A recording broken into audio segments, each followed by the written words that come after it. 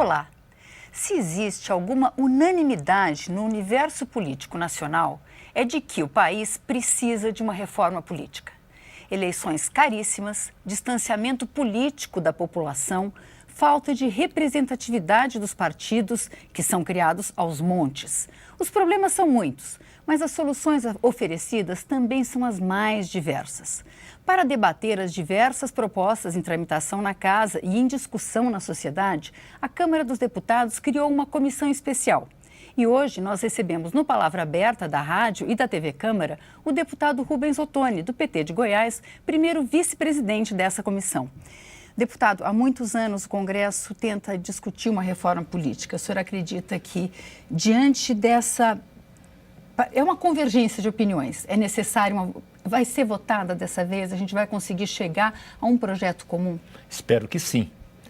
Eu espero que, dessa maneira, nós possamos avançar o nosso sistema político, o nosso sistema eleitoral, porque, como você disse, se nós não temos um acerto, uma concordância sobre as propostas a serem votadas, um acordo, um entendimento existe. Do jeito que está, não pode ficar. Nós precisamos aperfeiçoar o nosso sistema político eleitoral e, para isso, essa comissão tem uma responsabilidade grande de debater, de ouvir a sociedade, de receber as sugestões, mas também elaborar uma proposta à altura do momento político e democrático que o Brasil vive. O senhor acha que existe um ponto central, fulcral dessa questão da reforma política que deve ser atacado? Olha, quando falamos de reforma política, são inúmeros, dezenas os temas a serem debatidos. Mas eu não tenho dúvida nenhuma em dizer a você que nós não podemos, não há como falar de reforma política e definir uma mudança no nosso sistema político eleitoral sem enfrentarmos de frente a questão do financiamento das nossas campanhas.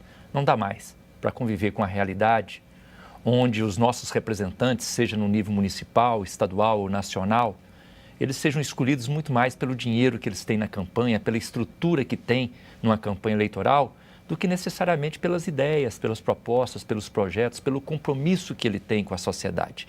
Isso tem que mudar. Então, deputada, a gente tem visto diversos problemas de escândalos envolvendo a questão do caixa de campanha. Parece que esse parece ser um ponto muito importante aí,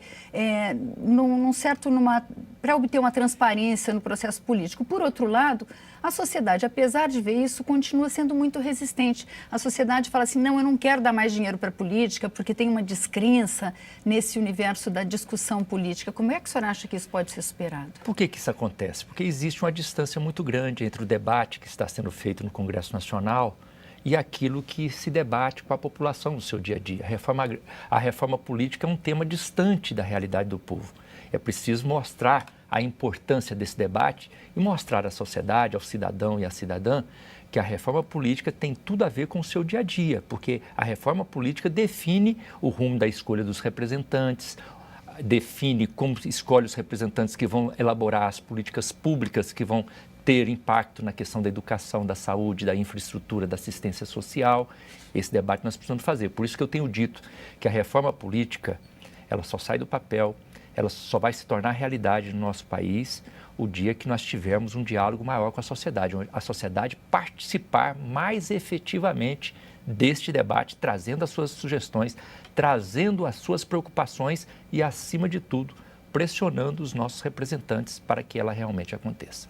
Então, nós começamos esse ano com um número espantoso. Nós começamos com 28 partidos.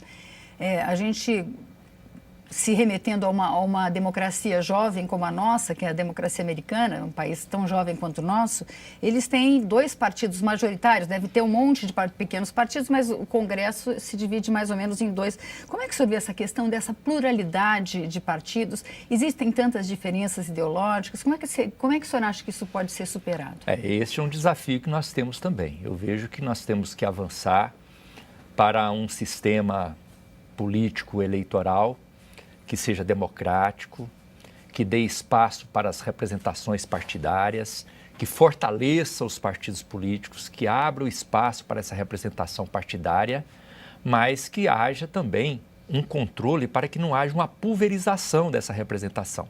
Porque, ao contrário do que se pensa, que o fato de termos quanto mais partidos, melhor para a democracia, nem tanto, porque você pulveriza a representação e, ao pulverizá-la, você fatalmente a enfraquece. Ao enfraquecer a representação política, você enfraquece a própria democracia. Então, nós temos que ter um modelo que permita a organização dos partidos, que a organização dos partidos ela aconteça de maneira democrática, mas a sua representação no Congresso, ela tenha regras, tenha limites, tenha espaços definidos. Existe também, voltando à questão da visão que a população tem da política, existe aquela frase de que político é tudo igual. Né? Apesar da gente ter tantos partidos diferentes, as pessoas têm uma... será que essa questão das coligações partidárias não contribui um pouco para essa mistura? Quer dizer, a gente viu em diversos estados, aqui no Distrito Federal não foi diferente, a eleição pela mesma coligação de pessoas com perfis políticos absolutamente diferentes e opostos, praticamente de inimigos políticos se elegerem pela mesma coligação, até um ajudando o outro com seus votos. O que o senhor acha das coligações? O senhor acha que essa é uma fórmula que deve permanecer? Não há dúvida que aí existe uma contradição no sistema que nós temos hoje. Eu vejo que um dos pontos positivos, nós temos muitos defeitos no nosso sistema eleitoral, o atual. Mas um dos méritos desse sistema é que ele seja proporcional. Por quê? Porque sendo um sistema eleitoral proporcional, ele permite a representação da maioria, mas permite também a representação da minoria. Só que, quando você tem um sistema proporcional, você ter coligação proporcional é uma contradição, porque a coligação proporcional, ela desvirtua a proporcionalidade. A proporção significa o quê? Cada partido tem direito de disputar com sua própria cara, com as suas próprias propostas, com seus próprios candidatos, e você tem a garantia de ser representado no tamanho que você tiver os votos. Na medida que você coliga, como você disse, junta candidatos que às vezes não têm nenhum pensamento igual, mas a conveniência eleitoral que os fez estar juntos, isso desvirtua a proporcionalidade, e é por isso que dos avanços que nós precisamos ter, um dos entendimentos, é o fim das coligações proporcionais. A coligação ela só tem sentido numa eleição majoritária. Na eleição proporcional, ela desvirtua a democracia. A gente tem pouquinho tempo, mas eu gostaria que o senhor desse sua opinião sobre a questão do voto distrital. Existe uma versão que diz que ele vai aproximar o eleitor do seu representante, que é um dos problemas hoje que a gente detecta na política, e outra de que ele pode diminuir o debate político, pode tornar o Congresso uma discussão provinciana. Sem dúvida, o voto distrital ele teria o mérito de poder, talvez, aproximar mais a representação da sua base. Mas, no meu entendimento, ele traz um mal maior. Ele traz um mal maior de suprimir, diminuir a representação das minorias, porque no voto distrital você torna a representação não proporcional mais, a representação ela é majoritária. O que significa isso? Corre-se o risco de um partido ter 40% dos votos numa determinada unidade e não ter nenhuma representação no Congresso Nacional, porque o voto é sempre majoritário. E eu vejo que um dos desafios que nós temos nessa reforma política é justamente o contrário. O nosso desafio é fazer com que as minorias, elas também têm o direito de ser representadas. A democracia representativa é isso, a maioria é representada, mas a minoria também. E isso é o grande desafio que nós temos e o voto distrital não contribui para isso. Cláusula de barreira também, o senhor acha que poderia ser um problema? Cláusula de barreira, ela é um artifício que existe nos mais diferentes sistemas pelo mundo afora. Mas eu diria que aqui no Brasil, se nós instituíssemos, se nós definirmos pelo fim da coligação proporcional, ela por si só já seria uma cláusula de barreira suficiente se nós termos que criar outra forma. Muito obrigada, deputado. Nós conversamos com o deputado Rubens Ottoni, do PT de Goiás, primeiro vice-presidente da Comissão Especial da Reforma Política. Se você quiser rever este ou outros programas, vá à nossa página câmara.leg.br/palavra aberta.